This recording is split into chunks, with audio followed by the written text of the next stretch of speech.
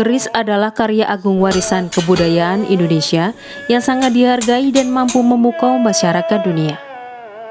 Keris juga diakui sebagai World Heritage dan memperoleh penghargaan Masterpiece of the Oral and Intangible Heritage of Humanity dari UNESCO, yang merupakan bukti pengakuan dunia akan keris sebagai karya agung warisan Indonesia. Beragam mitos tentang keris berkembang di tengah masyarakat. Hal ini disebabkan karena sudah sejak lama pembuatan keris menjadi sebuah misteri bagi pengetahuan tentang keris, diperlakukan sebagai kawruh ingkang sinengker atau ilmu yang harus dirahasiakan. Biasanya hanya keluarga dekat para empu atau bangsawan tinggi di keraton saja yang boleh mempelajarinya.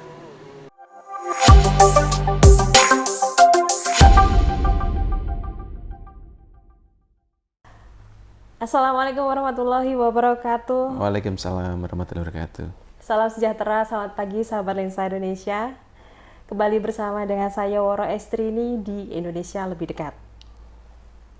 Keris adalah karya agung warisan kebudayaan Indonesia yang sangat dihargai dan mampu memukau masyarakat dunia. Keris juga diakui sebagai World Heritage dan memperoleh penghargaan Masterpiece of the Oral and Intangible Heritage of Humanity dari UNESCO, yang menjadi bukti pengakuan dunia akan keris sebagai karya agung warisan Indonesia. Keris yang dikenal sekarang adalah tinggalan budaya masa lalu dengan kegunaannya yang berkembang dari waktu ke waktu, dari masa ke masa.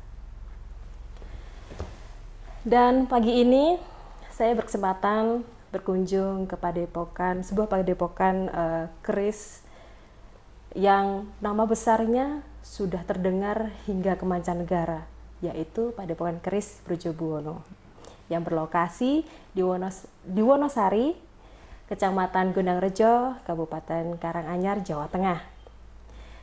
Dan saya sudah bersama dengan Bapak Basuki Teguh Yuwono atau Empu Basuki. Ya, sang pemilik Padepokan Keris Brojobuwono. Dan sesaat lagi kita akan berbincang-bincang dengan beliau tentang Padepokan Keris Brojobuwono dan seputar perkerisan. Selamat pagi Bapak. Selamat pagi Mbak Maro. Iya, sebelumnya terima kasih Bapak atas waktu dan kesempatannya untuk berbincang tentang perkerisan. Baik, bisa Bapak ceritakan bagaimana awal mula Pak Basuki ini mendalami dunia keris? Ya. Gitu, Pak. Saya mengawali dunia perkerisan itu sebetulnya justru semenjak saya kecil, di mana saya sangat dekat dengan kakek saya. Jadi dulu kakek saya juga tinggal di rumah ini. Jadi kalau pagi saya sekolah, sore membantu bapak dan ibu saya, malamnya saya pasti banyak ngobrol dengan kakek saya. Nah, kakek saya banyak mengajarkan tentang esensial budaya Jawa, karena kebetulan kakek saya adalah seorang spiritualis Jawa, sehingga saya mendapatkan banyak pengetahuan secara substansial mengenai budaya keris khususnya. Jadi, apa itu keris? Makna mendasar dari esensi memiliki sebuah keris. Apa arti penting keris bagi personal, bagi masyarakat Jawa pada umumnya, dan tentunya adalah buat bangsa kita ini. Di sisi yang lain, keris juga dianggap menjadi salah satu pijakan ketika manusia itu mencoba dirinya itu untuk senantiasa menggapai kesempurnaan hidup, menyatu dengan Tuhannya. Nah, esensial nilai falsafah, filsafat, kemudian juga kaitannya dengan teknologi ya. Pada waktu itu saya juga banyak menyerap terkait dengan teknologi konservasi kerisnya. Dan teknologi terkait bagaimana kita menjaga, dalam bahasa lokal itu disebut angsal atau taksu sebuah keris. Nah, disitulah saya setiap hari itu sudah bersinggungan pada nilai-nilai substansial keris. Nah, baru kemudian ketika saya lulus SMA, kemudian masuk kepada ISI Surakarta, pada waktu itu masih disebut sebagai STSI, jadi Sekolah Tinggi Seni, saya mengambil jurusan kriya seni. Khususnya spesifikasi keahlian saya justru di kriya kayu. Nah, saya melihat di sana itu ada teknologi, ada besalen atau ada studio untuk pembuatan keris. Nah, saya sering main di situ di sela-sela kuliah, kemudian juga di sela-sela kuliah saya mencoba ikut membuat keris. Kok Tuhan memberikan jalan saya di situ? Saya kemudian banyak menulis, membuat artikel, kemudian buat makalah dan sebagainya, hingga saya kemudian mendapatkan beberapa beasiswa dan daya dukung untuk riset keris. Nah dari situlah saya ada kesempatan untuk membuat keris secara berlahan, secara aspek visualnya, secara aspek teknologinya dan sebagainya. Nah pada saat saya mulai praktek membuat keris, itu ada satu hal yang selalu saya ingat dari kakek saya dan juga dari bapak saya adalah bahasa kasarnya itu jangan hangat-hangat tai ayam. Jadi jangan sampai hanya semangat di awal. Nah disitulah yang kemudian memacu motivasi saya untuk terus melakukan aktivitas riset. Kalau Anda berkarya itu jangan setengah-setengah, yang total. Nah disitulah saya mencoba membangun jaringan ke beberapa pihak, akhirnya saya dapat banyak beasiswa, banyak dapat daya dukung untuk riset, daya dukung untuk melakukan proses penciptaan keris dan sebagainya. Nah disitulah saya leluasa dalam eksperimen membuat pamor, eksperimen mengolah biji besi dan sebagainya, dan lama-kelamaan karena saya merasa punya bekal yang cukup setelah studi di ISI Surakarta, tepat di tahun 99, atas restu kakek saya membuat besalen di belakang tadi yang Mbak sudah lihat. Disitulah kakek saya menanamkan nilai-nilai mendasar dari seorang empu pembuat keris. Nah disitulah yang kemudian mengawali pondasi saya untuk terus berkiprah dalam dunia perkerisan, yang secara esensial selalu ditanamkan kakek saya adalah bukan semata-mata kita itu membuat visualnya keris, tapi bagaimana keris itu yang kita buat itu memiliki arti penting buat kita sebagai pembuat, memiliki arti penting buat pemiliknya, dan tentunya adalah memiliki arti penting buat masyarakat Indonesia secara lebih luas begitu. Wow, jadi dari dukungan dari keluarga full ya Pak ya? Dari kakek, dari orang tua juga full. Dan alhamdulillah saya sangat bersyukur karena saya mendapatkan pengetahuan misalnya yang saya mungkin tidak akan pernah dapat di dalam dunia formal ya. Ilmu rerajahan. Ilmu kaitannya dengan mantra-mantra atau doa-doa tertentu, kemudian ilmu panel nitri, terus kemudian ilmu anatomi yang berdasarkan perspektif Jawa. Nah disitulah sebetulnya ilmu pengetahuan yang sangat penting bagaimana kita membuat satu karya cipta keris itu menerapkan hal-hal tersebut. Jadi bagaimana keris ini cocok dengan seseorang. Kemudian juga kaitannya dengan ilmu sangat. Sangat itu artinya penentuan waktu ya. Dalam satu hari itu dibagi ada beberapa waktu yang sifatnya sangat khusus. Semua waktu itu baik. Tapi ada waktu-waktu tertentu yang baik untuk sesuatu. Nah itu kami diajarkan itu. Sehingga itulah yang menjadi pondasi saya memiliki totalitas betul-betul total di dalam dunia perkerisan yang sampai hari ini saya masih memegang teguh pada prinsip-prinsip dasarnya secara norma, etika, dan ajaran-ajaran yang berkaitan dengan budaya keris. Oh, wow, basicnya kuat banget ini. Alhamdulillah begitu Mbak, dari segi pengetahuannya gitu. Dan lalu apa motivasi Bapak untuk menekuni dunia keris hingga saat ini Pak? Jadi keris itu tidak semata-mata kita bicara benda. Nah oleh karena itu keris itu diakui dan ditetapkan oleh UNESCO sebagai warisan budaya tak benda dunia ya, itu lebih pada intangible heritage-nya. Bagaimana suatu keris itu mampu mempengaruhi cara berpikir, mampu mempengaruhi perilaku, dan mampu memberikan satu tatanan dan etika kepada pemiliknya ataupun masyarakat pengampunya, itu pada jalan yang disebut dengan istilah jalan yang adab. Jalan yang mewajibkan atau mengarahkan kepada kita, pelaku perkerisan itu untuk senantiasa tujuan akhirnya ya memahami tentang esensi hidup, yaitu manunggaling kaula lan Gusti. Artinya, di sini ada satu prinsip yang sangat substansial, yaitu bagaimana manusia hidup itu senantiasa memiliki totalitas hidupnya dalam memahami ilmu ketuhanan, yaitu sesuai dengan agama dan kepercayaan masing-masing. Secara ilmu kultural, jadi di mana kita berada, di mana kita itu mendapatkan pengetahuan dan kebudayaan dari leluhur-leluhur kita, kemudian juga alam lingkungan kita. Bagaimana kita memiliki rasa hormat, bagaimana kita mendudukkan diri dalam diri dan lingkungan kita, dan yang tentunya yang terakhir adalah bagaimana kita menghargai diri sendiri. Karena bagaimanapun juga saya mendapatkan pengetahuan dari kakek saya itu cukup sederhana saja, bahwa manusia itu tidak ada yang sempurna. Dan manusia itu hanya diberi kekuasaan secara mutlak untuk berusaha menjadi baik. Nah oleh karena itu langkah hidup kita itu kalau kita memiliki keris, ya berusaha untuk berbuat lebih baik. Jadi sangat sederhana sebetulnya. Baik Bapak. Bapak ini dikenal sebagai seorang empu keris, tidak hanya di Indonesia, bahkan di mancanegara ya Pak. Kalau boleh dijelaskan apa yang dimaksud empu itu Pak? Empu itu sebetulnya adalah suatu sebutan, julukan, atau bahkan pada masanya itu sebuah gelar. Artinya adalah di dalam bahasa Jawa itu orang yang dimuliakan. Dimuliakan atas ilmu pengetahuannya atau kemampuannya. Nah, oleh karena itu bisa saja seorang empu keris, bisa empu kasusastran, mungkin empu karawitan, empu seni rupa dan sebagainya. Sehingga nama empu sebetulnya cukup dominan dalam semua kompetensi atau pengetahuan secara umum bagi masyarakat Nusantara ya. Tapi memang empu dominan digunakan sebagai sebutan untuk seorang pembuat keris. Nah, pembuat keris itu ada jenjangnya dari penglamus, panjak, sokabat, empu dan sebagainya ya. Tingkatan tertinggi memang disebut sebagai seorang empu. Nah, seorang empu di dalam ranah dunia perkerisan itu harus menguasai ada 3 unsur dasar yang menjadi substansialnya. Pertama, seorang empu itu harus memang betul-betul kompeten di bidang keilmuannya, yaitu yang membuat keris, kan gitu.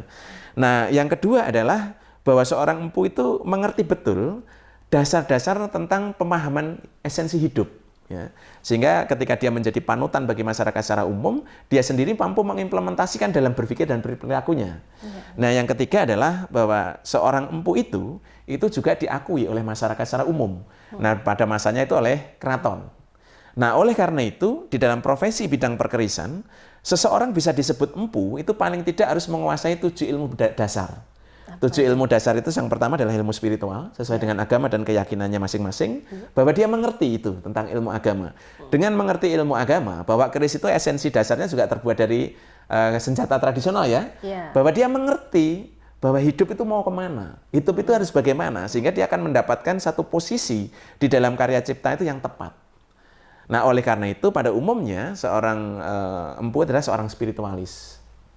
Yang kedua, seorang empu itu harus menguasai betul tentang esensi karakter dan sifat seseorang. Dengan menguasai ilmu karakter dan psikologi seseorang, dia akan mampu menerapkan keris yang paling cocok itu seperti apa. Semua keris itu baik, tapi ada kecenderungan keris itu baik untuk karakter orang yang mana, yang memiliki visi misi hidup seperti apa dan sebagainya. Nah, berikutnya seorang empu itu harus menguasai ilmu anatomi, karena bagaimanapun juga keris itu juga salah satu benda yang dapat dikenakan secara pantas, secara lebih indah untuk tampilan, sehingga anatomi seseorang itu harus dipelajari. Nah, sehingga keris itu adalah skala perbandingan dari telapak tangan kita, panjang, berat dan sebagainya itu terukur dari telapak tangan pemiliknya masing-masing gitu. Jadi keris itu besar kecil itu tergantung dari pemiliknya begitu. Nah, berikutnya seorang empu itu juga harus menguasai konsep-konsep dasar ilmu bela diri atau ilmu kanuragan. Karena bagaimanapun juga, keris itu harus dibuat seergonomi mungkin ketika memang dalam kondisi yang sangat terpaksa digunakan sebagai senjata. Tidak ada pedang yang hebat, tidak ada senjata yang hebat, tidak lahir dari seorang yang menguasai ilmu bela diri pedang yang hebat atau ilmu bela diri yang mumpuni di bidangnya. Nah, oleh karena itu, seorang empu biasanya juga mendalami ilmu silat, ilmu kanuragan. Berikutnya, seorang empu itu harus memiliki wawasan yang sangat luas, sehingga harus menguasai ilmu kasusastran, harus gemar membaca, harus gemar riset. Nah, kalau sekarang ya tentunya harus mau studi dan sebagainya begitu ya. Nah, berikutnya adalah yang namanya empu itu harus menguasai betul tentang nilai-nilai keindahan. Karena keris itu adalah dibangun dari dasar-dasar estetika keindahan. Nah, bagaimanapun juga ya keris itu harus indah. Oleh karena itu, cipta rasa karsanya atas memahami nilai keindahan itu harus peka. Gitu. Nah, yang berikutnya itu di masa yang dahulu itu seorang empu itu harus menguasai tadi ilmu sangat. Yang disebut ilmu sangat adalah ilmu menguasai tentang waktu. Sehingga pada umumnya dikaitkan juga dengan dunia politik, kemudian dunia ekonomi dan sebagainya. Oleh karena itu di Babad Tanah Jawi diterangkan ketika Majapahit itu pancaran karismanya mulai memudar, banyak empu itu yang hijrah ke Demak. Karena menganggap adanya wahyu keprabon itu akan pindah di Demak. Nah, dalam konteks ini pula, bahwa seorang empu itu harus cair, memiliki komunikasi pada kalangan-kalangan di atas. Karena dengan demikian, memiliki kesempatan untuk berkarya cipta itu dalam 2 hal. Pertama adalah berkarya cipta pada satu karya yang mampu melahirkan pusaka untuk kepentingan masyarakat secara luas. Masyarakat secara publik ya, kebutuhan publik gitu. Sehingga dikenal dengan istilah keris-keris yang untuk pengageng. Ya, misalnya Kanjeng Kyai Ageng dan lain sebagainya begitu ya, untuk istana, untuk keraton dan lain sebagainya. Nah, yang kedua tentunya membuat satu karya cipta pusaka yang mumpuni itu butuh daya dukung yang cukup. Nah, dengan jaringan-jaringan di pusat kita mampu menghasilkan satu karya-karya yang memang didukung dengan daya dukung yang cukup. Mungkin butuh emas, butuh berlian, butuh batu meteorit, mungkin waktu, mungkin studio, mungkin peralatan-peralatan yang menunjang. Nah, oleh karena itu 7 kemampuan dasar ini harus dimiliki oleh seorang empu sehingga karya cipta yang dihasilkan nanti tentunya benar-benar bermutu, tentunya benar-benar berbobot. Oleh karena itu seorang empu pada umumnya itu juga mengabdikan diri kepada kerajaan, kepada raja, kepada bangsanya dan sebagainya. Nah, itulah yang saya kira perlu dipahami kepada seluruh masyarakat yang memang memiliki orientasi menjadi seorang empu itu juga harus ada pengakuan tadi, pengakuan publik, pengakuan negara, pengakuan kerajaan dan sebagainya, sehingga dalam segala kiprahnya itu tidak semata-mata untuk dirinya, tidak hanya semata pada lingkungannya, tapi pada bangsa besar yang dinaunginya atau yang berada di mana dia berada, begitu. Baik, baik. Wow, amazing. Baik, secara umum keris dikenal sebagai senjata tikam khas Nusantara ya. Baik, mungkin bisa Pak Basuki jelaskan lebih jauh mengenai apa sih sebenarnya keris itu? Jadi keris itu secara sederhana seringkali disebut senjata. Padahal sebetulnya keris itu bukan senjata. Secara teknomik ya, esensi keris itu bukan senjata. Nah, saya terangkan secara aspek historik. Jadi data-data arkeologi yang paling otentik yang dapat digunakan kita untuk sebagai rujukan awal mula lahirnya keris itu adalah prasasti. Jadi ada prasasti Humanding, kemudian Wukajana, kemudian prasasti-prasasti yang lain yang rata-rata dibuat pada periodisasi abad ke-8, 9, dan 10 itu justru awal mula lahirnya keris itu untuk kebutuhan upakara atau kelengkapan upacara makundur, yaitu penetapan tanah sima. Tanah yang khusus digunakan untuk aktivitas keagamaan, sehingga menjadi tanah yang dianggap suci. Nah, baru rentang beberapa ratus tahun kemudian, ada satu kitab, yaitu misalnya Pararaton, menerangkan tentang keris Empu Gandring, di mana digunakan untuk oleh Kenaro untuk menikam Aku Tunggal Ametung dan sebagainya. Kemudian di dalam kitab itu menerangkan tentang keberadaan keris digunakan sebagai senjata. Tidak banyak sebetulnya naskah-naskah yang menyinggung keris secara teknomik digunakan senjata. Kemudian ada babat Tanah Jawi, kemudian babat Pengging yang begitu terkenal ya, dan babat Demak, di mana pada waktu itu ada dikenal dengan keris Setan Kober, kemudian keris Segoro Wedang atau Nogo Sosro Sabu Inten yang terlibat secara aktif digunakan sebagai senjata. Kemudian ada juga misalnya babat Dalem di Bali, itu secara teknomik menerangkan keris itu sebagai senjata. Demikian juga kita jumpai kemudian pada era Perang Jawa, kemudian perang-perang seperti di Praia Lombok, kemudian Puputan Badung dan sebagainya, memang keris itu digunakan atau terlibat dalam perang-perang yang digunakan sebagai senjata secara teknomik. Tetapi esensi dasarnya, keris tidak lahir sebagai senjata secara teknomik yang digunakan secara murni. Tapi memang dalam keadaan terpaksa dapat digunakan sebagai senjata. Nah, oleh karena itu secara esensialnya, keris adalah benda budaya atas kristalisasi senjata-senjata tradisional Nusantara yang syarat koridor makna nilai. Nah, oleh karena itu, esensi keberadaan senjata pada keris itu bukan senjata dalam konteks teknomik, tapi senjata dalam konteks perspektif visi, dalam konteks cara berpikir, dalam berperilaku. Nah, itu adalah satu hal yang lebih substansial. Nah, oleh karena itu, kalau ada orang mengatakan keris dengan pistol ya bisa kalah, ya bisa kalah. Tapi ketika keris itu mampu mempengaruhi visi, mampu mempengaruhi cara berpikir, mampu mempengaruhi perilaku, ya mungkin tidak bisa dikalahkan dengan senjata apapun.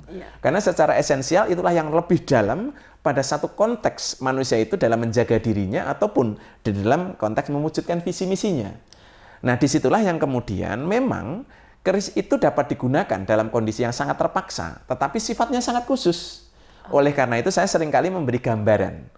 Apakah motor GP itu motor? Iya. Apakah bisa dikendarai? Bisa. Tapi pengendaranya khusus. Race-nya khusus. Nah, esensi dari motor GP ada di mana? Esensinya adalah menunjukkan peradaban tertinggi di bidang otomotif pada masanya. Oleh karena itu juaranya bisa berganti tiap tahun. Demikian juga teknologi yang dicapai. Nah, oleh karena itu keris juga sama. Keris adalah karya cipta budaya yang mampu menunjukkan tingkat peradaban tertinggi di dalam bidang ilmu metalurgi yang merasuk pada satu konsep falsafah dan filsafat hidup bagi masyarakat Nusantara yang tentunya semuanya perlu ada perlakuan yang sifatnya khusus tadi. Harus dipahami secara khusus, diperlakukan secara khusus, keberadaannya khusus dan sebagainya. Wow.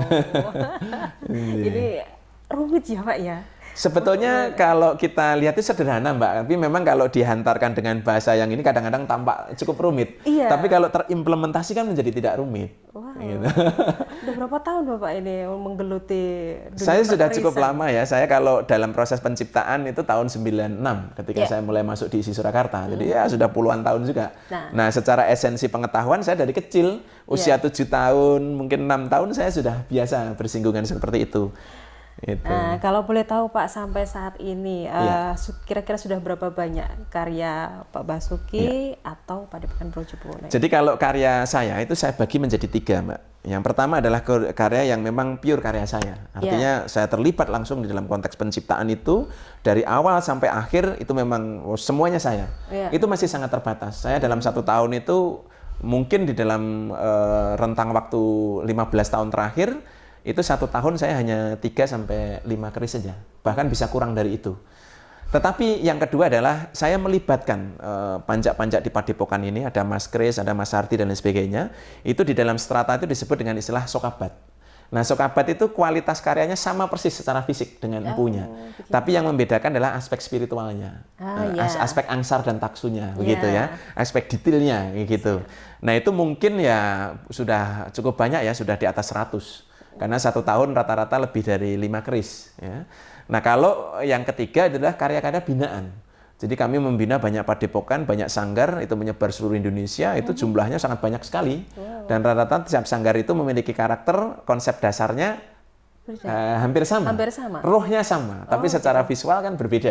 Ya, secara esensi nanti sama, tapi secara konteks kultural kan berbeda.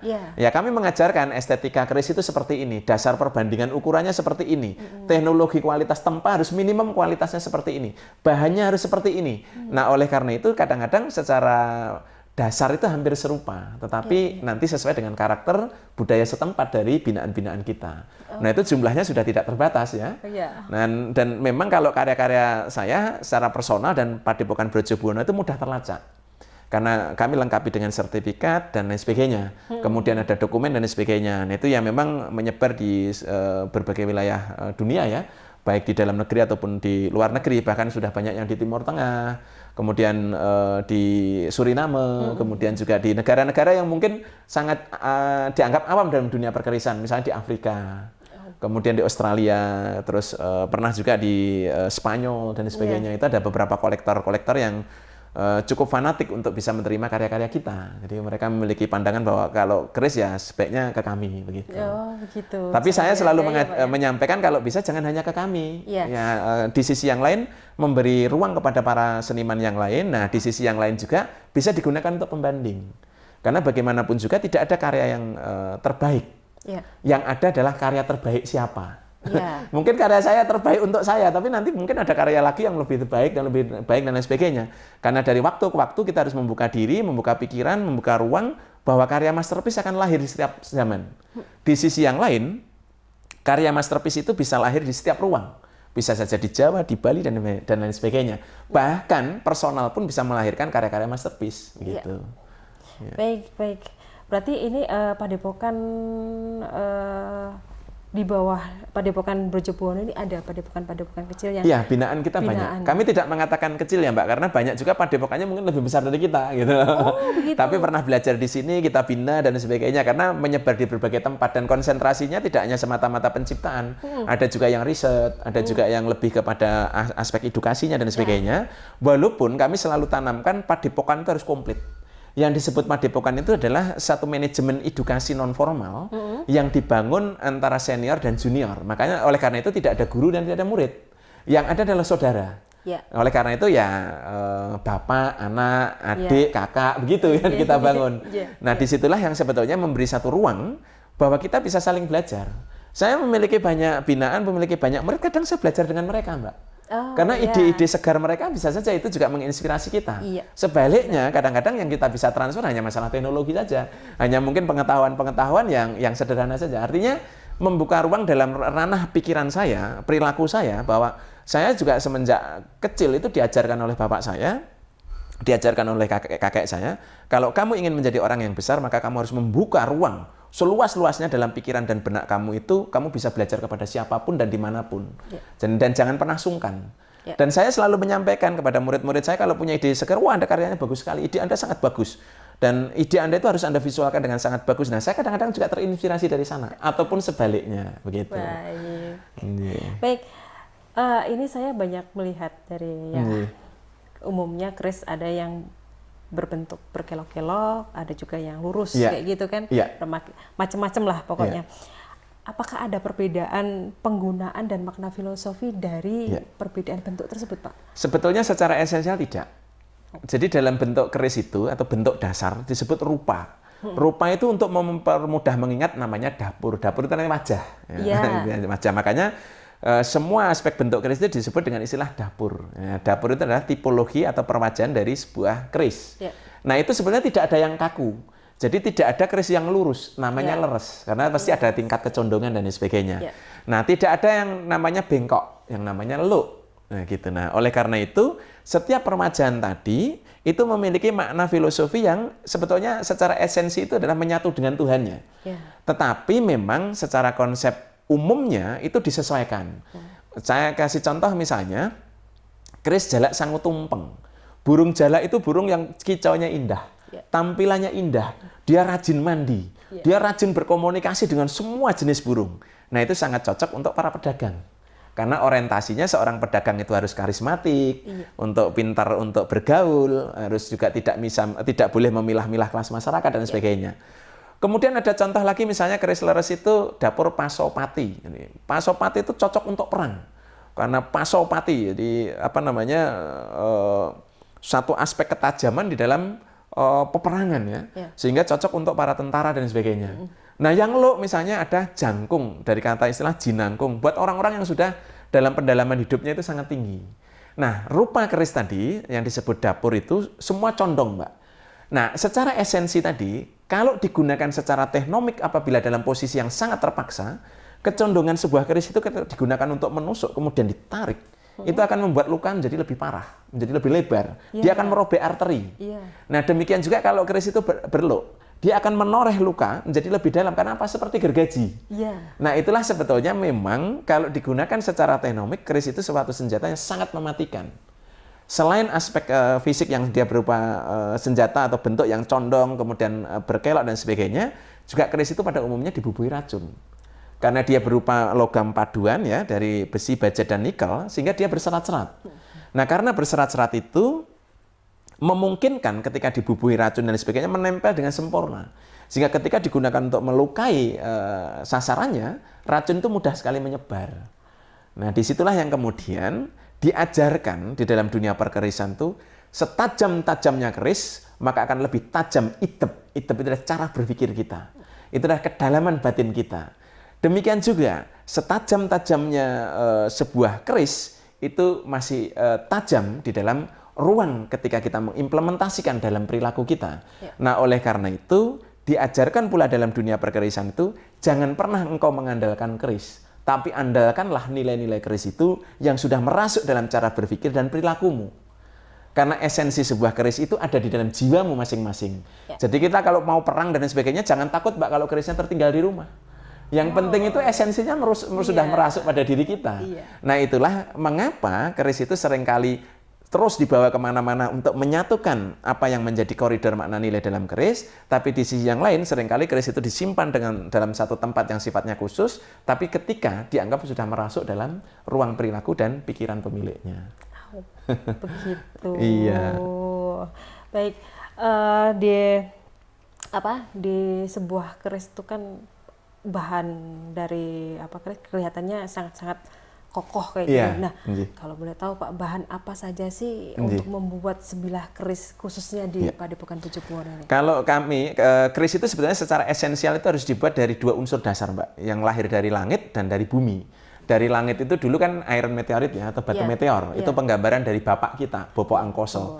Dan dari perut bumi itu berupa biji besi. Ada nikel ya, waktu itu dikenal dengan istilah pasir besi atau biji besi ya, sebagai Mbok Sri atau ibu kita. Jadi ketika kita membuat keris itu ingat bapak kita, ingat ibu kita. Jadi ingat leluhur kita dan sebagainya. Itu sangat dalam ajaran itu. Nah, oleh karena itu bahan dasar sebuah keris itu harus disatukan dari esensinya itu besi itu liat Mbak, tapi tidak tajam. Nikel itu tidak berkarat, putih, bersih, tapi dia sangat liat tapi juga tidak tajam. Sedangkan baja itu tajam tapi mudah patah. Nah, ketiganya ini harus dicampur dengan cara dilipat-lipat sehingga menghasilkan suatu ornamentik, baik abstrak ataupun figuratif yang sangat indah yang ada dalam bilah keris. Nah, itu adalah campuran besi, baja, dan nikel. Nah, kalau kami di Padepokan Brojobuwono ini selalu mengupayakan apabila memang yang bersangkutan ingin memesan atau kalau kami kita berkarya cipta sendiri untuk koleksi museum, itu selalu mempertahankan ada iron meteorit, apakah yang ditemukan di Jawa ataukah kita belanja ke luar negeri, Mbak.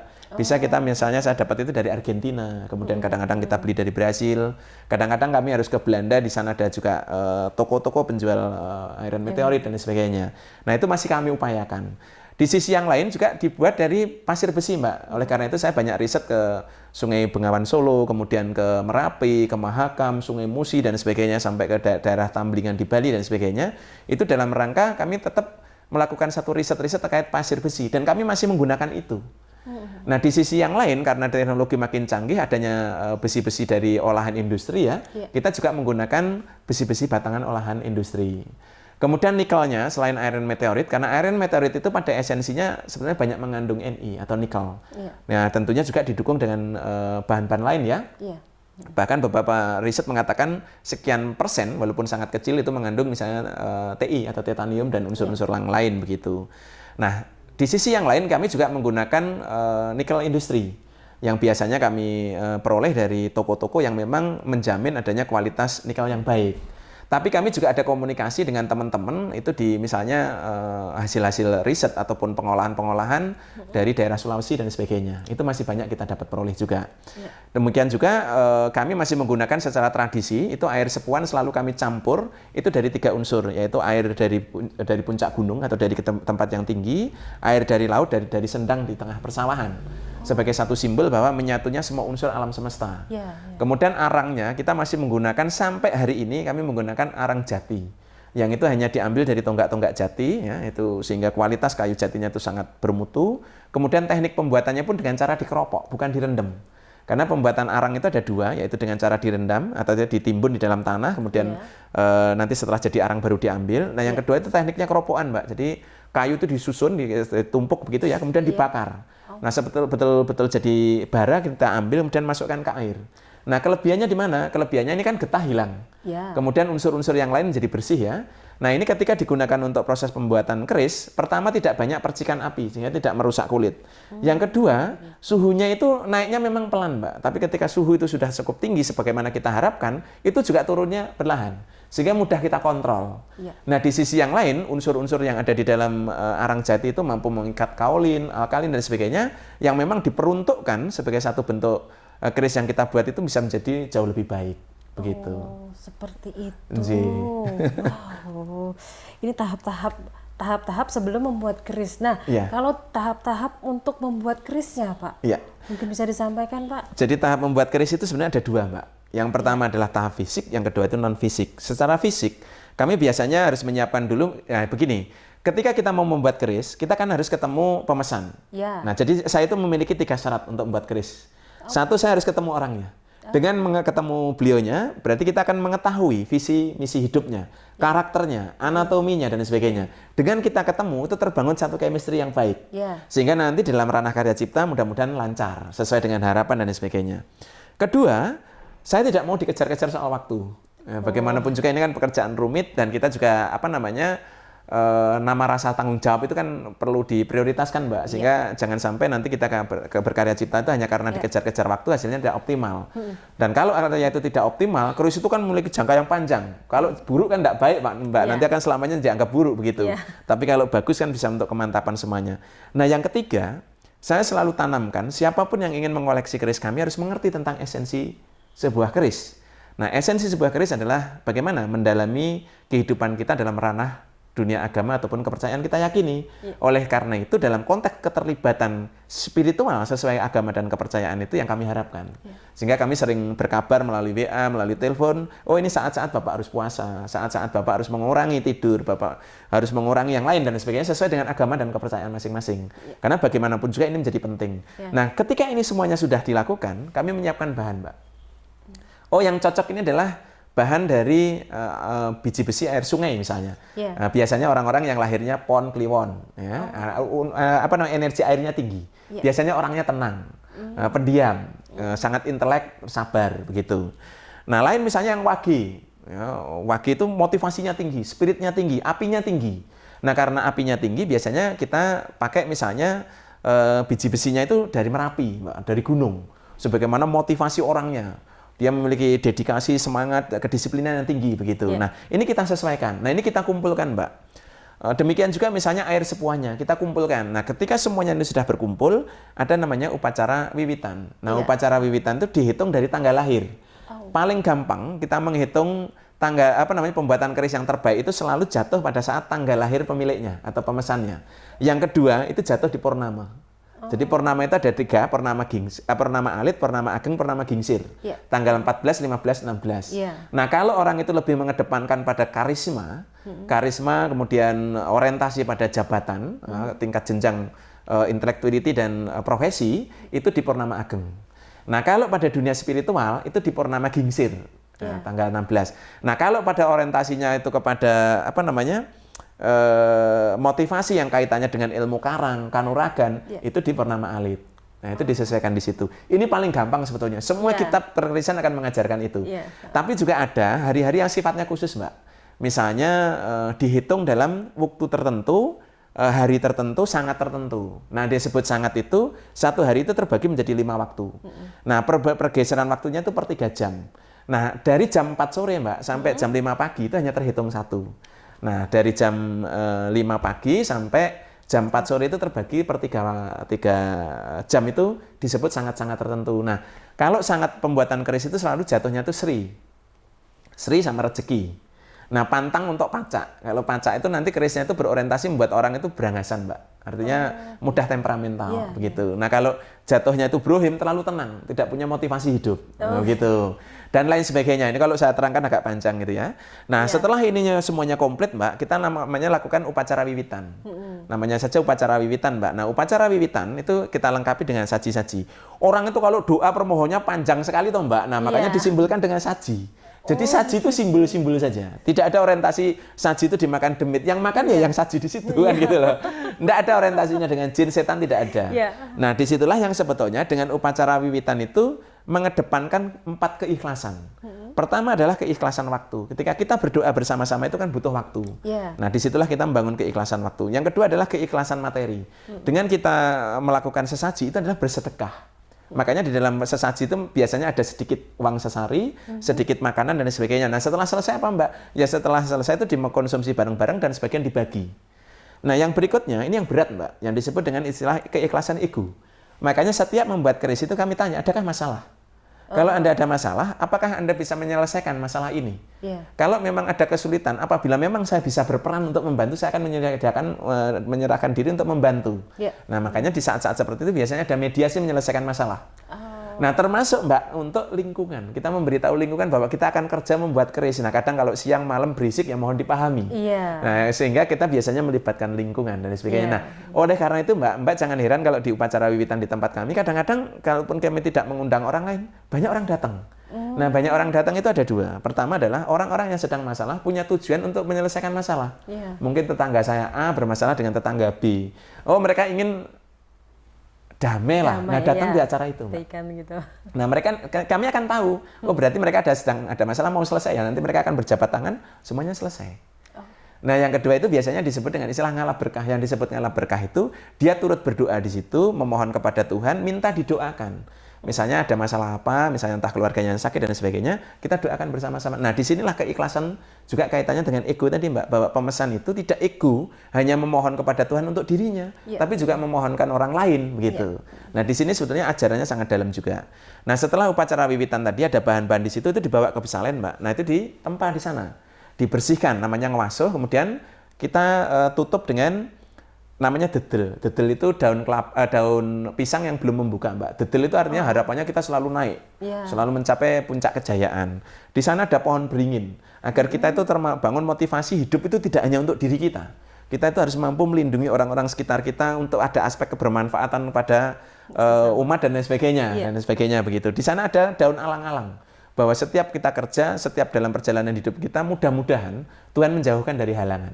Di sana ada daun keluih, bahwa segala sesuatu yang kita kerjakan itu mudah-mudahan menabalkan dalam diri kita untuk senantiasa berpikir, berbuat, berperilaku, ya luweh di atas rata-rata. Gitu, Mbak. wow. Baru kemudian dilanjutkan proses-proses berikutnya gitu. Ini prosesnya panjang sekali ya Pak? Satu keris kalau saya itu paling cepat 3 bulan Mbak.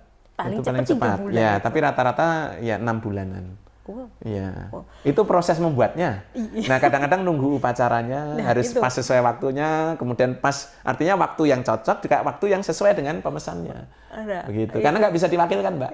Oh, gitu. Harus ke sini sendiri si pemiliknya. Itu wujud bagaimana seorang itu dapat kita lihat meluruh ego. Begitu, Mbak, bahwa dia mampu membangun keselarasan dalam dirinya, bahwa apa yang dia bangun itu, yang dia buat itu bukan untuk orang lain, untuk dirinya. Oleh karena itu, Mbak, sebetulnya membuat keris itu secara esensi siapa pembuatnya? Esensi membuat keris itu bukan empunya, Mbak. Esensi membuat keris itu ya dua-duanya, baik pemesannya dan empunya. Oleh karena itu empu itu akan mewujudkan secara aspek visual, si pemesan atau si pemakai itu mewujudkan atas keselarasan dalam dirinya itu, membangun keikhlasan, kesabaran, dan sebagainya untuk mencapai keselarasannya, mencapai satu karya yang sesuai harapannya. Nah, kalau si pelaku ini nanti atau si pemilik itu tidak melakukan itu, ya kita akan terasa, Mbak. Kita bikin keris, si pemesannya marah-marah melulu. Ya pasti kerisnya tidak akan baik. Berarti tidak ada satu keselarasan, keseimbangan dalam batinnya. Nah, itu menjadi lebih lama, Mbak, waktunya. Wow. Gitu. Pernah nggak, Pak, ngerjain keris lama banget gitu? Beberapa kali, Mbak. Nah, sampai itu biasanya ada yang sampai 7 tahun. Ada, bahkan ada yang lebih, Mbak. Dan tidak masalah sebetulnya, karena saya juga terangkan. Contoh misalnya, si yang bersangkutan itu pada waktu itu sedang menghadapi masalah besar, yang itu tidak bisa diselesaikan dalam waktu yang cepat. Sehingga ya kami dalam proses membuatnya itu menyesuaikan. Terus yang kedua, beliau ini juga memiliki cita-cita yang sangat besar. Dan beliau kebetulan orang besar, sehingga membagi waktu dan sebagainya itu butuh waktu yang sangat khusus. Nah, di sisi yang lain, ada bahan-bahan yang tidak mudah diperoleh, Mbak. Karena tadi berdasarkan kelahiran seseorang, visi hidup seseorang, perilaku seseorang, itu seringkali ada keris-keris yang bahannya sangat khusus. Apakah orang ini punya kelebihan atau kekurangan? Tidak boleh mengatakan begitu. Setiap orang itu oleh Tuhan diberi kelebihan. Nah, tentunya karena tidak ada manusia yang sempurna, pasti ada kekurangan, kan begitu. Tapi orientasinya kita harus memandang siapapun pelaku perkerisan, dan bahkan diajarkan oleh kakek saya itu, semua manusia itu baik. Nah, oleh karena itu, membuat keris itu menghantarkan agar siapapun pemiliknya nanti menjadi lebih baik, begitu, Mbak. Esensinya ada di situ. Ini proses semuanya lengkap, rumit. Nah, ini kalau boleh disebutkan, Pak, kira-kira minimal harga keris di sini berapa, Pak? Sebetulnya kita tidak pernah mematok nilai, Mbak. Sebetulnya kalau dulu itu kami selalu hanya berkarya cipta saja. Penghargaan itu sebagai satu dampak buat kami, ya. Artinya nanti si pemesan itu akan mengerti sendiri, Mbak, akan mengukur sendiri. Rata-rata akan mengukur sendiri aspek penghargaan beliau itu kira-kira berapa, begitu. Nah, yang kedua, biasanya saya melibatkan langsung, Mbak. Jadi misalnya saya butuh emas, butuh berlian, itu yang bersangkutan untuk menyiapkan. Karena kan, ya saya mohon maaf, Mbak, saya hanya seniman kecil yang kadang-kadang untuk menyediakan bahan-bahan yang sifatnya khusus, tidak hanya masalah daya dukung, tapi kadang-kadang keberadaannya kalau kami belum mampu mencari, kan lebih baik kita serahkan beliau-beliau yang langsung bisa mengadakan bahannya, begitu. Misalnya batu jamrud, terus misalnya batu mirah, itu kan grade-nya banyak, Mbak. Nah, kalau nanti kita yang ambil belum tentu sesuai selera beliau. Nah, beliau yang kami serahkan, begitu. Nah, sehingga sebetulnya dari aspek penghargaan, kami itu sangat mensyukuri apabila memang diberi yang longgar, ya kami sangat bersyukur. Tapi juga tidak hanya sekali, Mbak, kita diberi penghargaan itu yang kadang-kadang untuk bahan pun tidak cukup. Ya tidak apa-apa. Itulah dinamika berkesenian. Itulah dinamika berkesenian. Nah, oleh karena itu, kami sangat bersyukur oleh Tuhan itu selalu diberi penyeimbang, Mbak. Kadang-kadang diuji dengan membuat keris yang sangat rumit, sangat sulit. Tapi di sisi yang lain diberi berkah membuat pekerjaan itu yang mudah, lancar, dan kemudian penghargaannya sangat cukup, dan sebagainya. Nah, inilah yang sebetulnya membangun keikhlasan di dalam karya cipta itu penting, Mbak. Kalau kita membuat keris itu hanya orientasinya adalah ekonomi, biasanya karya cipta kita tidak optimal. Sehingga kami itu pokoknya membuat keris saja, Mbak. Yang penting membuat yang terbaik, sesuai yang terbaik untuk kita, ya maksudnya, ya. Kita dengan penuh keikhlasan kita menggarap. Ada gangguan kecil saja di pikiran saya, di pikiran anak-anak, biasanya lepas baju, Mbak. Kalau kita menjadi seniman kan pakaiannya seperti itu, ya. Nah, kalau ada salah satu teman kita itu melepas bajunya, berarti dia tidak siap di situ. Nah, kita harus hormati. Nah, demikian juga saya. Kalau saya tidak siap, saya tidak mengerjakan, Mbak. Saya berhenti dulu. Nah, dan seterusnya, sehingga jangan sampai keris itu lahir dan kemudian menjadi sebuah karya seni itu tidak yang sebagaimana kita maksud. Mbak bisa bayangkan, saya sebagai seorang manusia mungkin usia saya sangat terbatas. Sedangkan keris yang kita buat itu tidak hanya ratusan tahun, Mbak, bisa saja ribuan tahun. Coba bayangkan misalnya keris itu cacat. Dicabut, orang selalu mengatakan, wah keris jelek ini, cacat ini. Nah, begitu terus, Mbak, turun-temurun akan dikatakan sebagai keris yang cacat. Dan itu tentunya menghantarkan yang tidak baik. Tapi sebaliknya kalau mencabut keris itu ya semampu kita lah membuat yang terbaik begitu. Wah, kerisnya bagus. Ada orang lagi, wah kerisnya bagus. Nah, kalau bagus membuat orang lain itu senang. Tapi kalau buruk membuat orang lain itu kecewa. Masa kita nanti akan membuat orang kecewa terus-menerus kan gitu. Nah, oleh karena itu kalau gagal sedikit saja tempat saya lebur ulang, Mbak.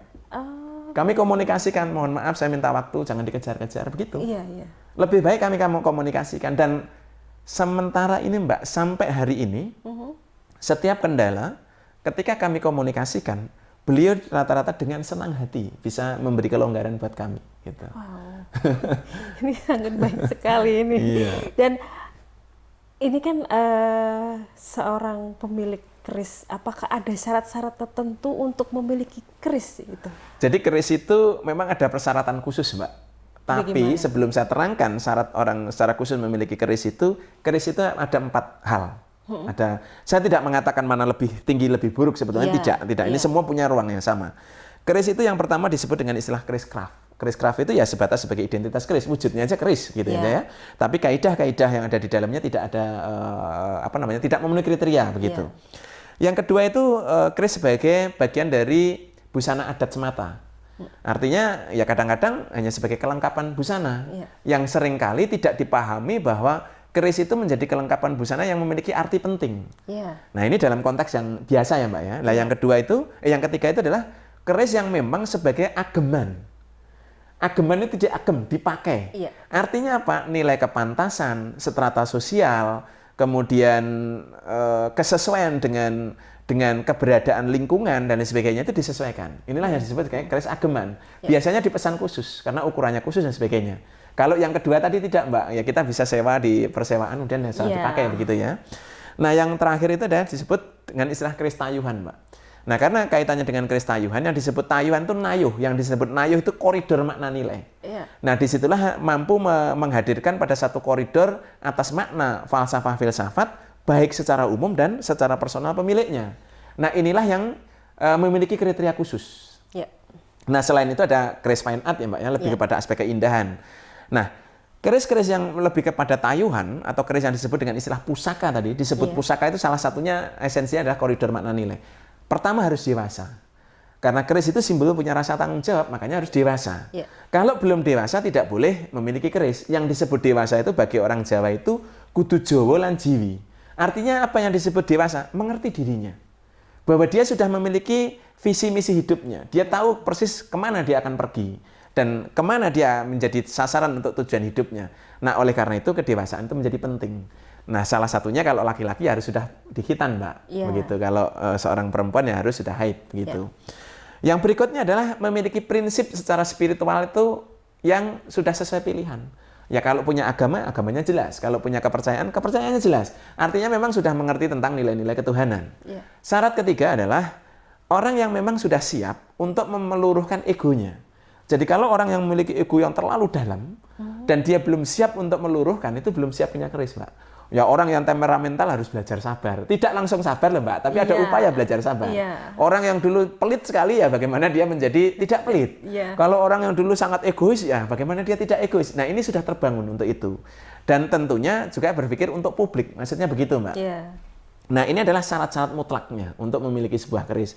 Sehingga siapapun yang memiliki keris itu harus siap untuk diberi rasa tanggung jawab. Bersifat terbuka dan memiliki satu ruang untuk bisa menerima masyarakat secara umum. Begitu. Baik. Dan ini saya banyak mendengar keris itu bisa mempengaruhi karakter seseorang. Betul. Dan memberikan kekuatan pada pemiliknya. Iya, betul. Nah, mungkin bisa Pak Basuki jelaskan apakah hal itu benar atau bagaimana, Pak? Itu sangat benar ya, tetapi jangan buru-buru kita pahami sebagai itu mistik. Nah, begitu ya. Jangan itu goib gitu ya. Saya contohkan begini. Kenapa orang kalau pakai kaos sepatu olahraga pengennya olahraga? Ingin lari. Kalau orang itu pakai baju batik kenapa jadi santun? Tapi kalau orang itu pakai jaket Nah, di tempat yang dingin. Yeah. Artinya apa? Segala sesuatu yang ada dalam diri kita itu tidak hanya pada persoalan yang dalamnya, secara fisik pun akan mempengaruhi, Mbak. Tidak mungkin orang membawa keris dengan cara ditenteng. Yeah. Tapi sebaliknya, tidak ada orang itu membawa pedang dengan cara diakep. Yeah. Gitu. Nah, oleh karena itu, ketika orang itu bersinggungan dengan benda, itu mempengaruhi ruang pikirannya, mempengaruhi ruang perilakunya. Apalagi kalau keris itu dibuat, diberikan atau diwariskan itu dengan pesan-pesan kultural, pesan-pesan falsafah filsafat yang dipengerti pemiliknya. Nah, disitulah yang kemudian membangun motivasi, Mbak. Nah, sehingga esensinya itu keris itu adalah simbol atas personalitinya, simbol atas dirinya. Sehingga ketika orang itu mengatakan apakah mendirikan keris itu menjadi esensi, esensinya adalah bukan mendirikan fisiknya keris, tapi mendirikan nilai-nilai dalam keris. Nah, kalau nilai-nilai dalam keris itu sudah merasuk dalam diri seseorang, pasti jadi hebat, Mbak. Kalau orang itu sepenuhnya berserah diri pada Tuhannya, pasti dia pekerjaannya optimal. Yeah. Kalau orang itu sudah memiliki rasa pasrah pada Tuhannya, keberaniannya pasti lebih. Ketika orang itu sudah memiliki tingkat rasa percaya diri bahwa apa yang menjadi dirinya itu adalah motivasi sepenuhnya untuk melangkah mencapai tujuan, pasti tidak ada rasa ragu-ragu. Ketika seseorang itu merasa yakin dapat restu dari orang tua dan leluhurnya, pasti dia akan total dalam pekerjaannya. Ketika orang itu bekerja dan total dalam dirinya, dalam aktivitasnya, yang sesuai dengan prinsip-prinsip dan perilakunya, pasti 100%, Mbak.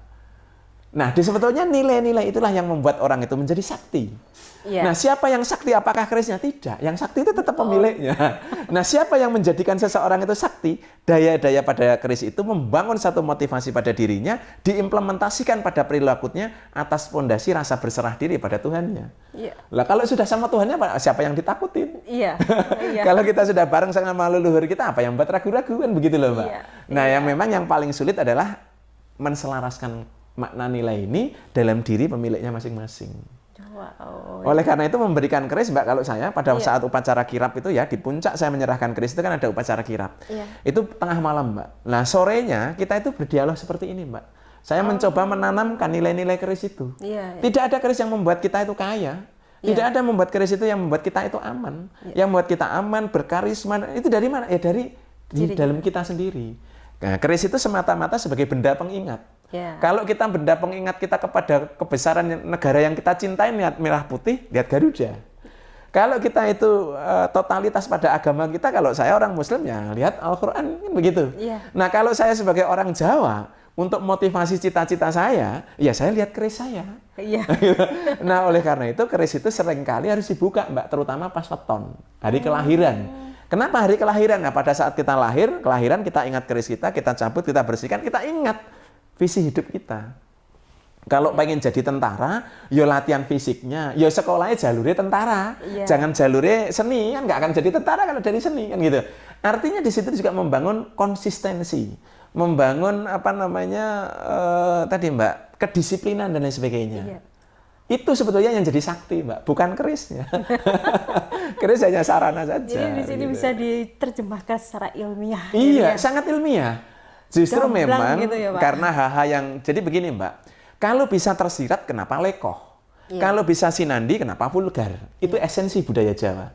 Budaya Jawa mengajarkan manusia itu adab, manusia itu arif, manusia itu cerdas, manusia itu halus. Makanya segala sesuatunya dibahasakan tidak apa adanya. Karena kalau apa adanya itu selain dangkal, bisa menyinggung orang lain.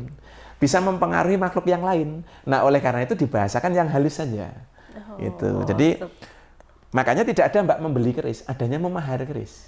Kalau orang nikah itu kan dimahar. Iya, dimahar. Esensi mahar itu kan rasa tanggung jawab. Iya. Bukan pada bendanya kan? Iya. Rasa tanggung jawab. Oleh karena itu kalau kita memahar sebuah keris berarti esensi falsafah filsafat pada keris itu harus kita pertanggungjawabkan dalam hidup kita, dalam perilaku kita. Baik. Nah, itu, Mbak. Baik. Ini kalau dilanjutkan, wow, panjang sekali ya, Pak ya.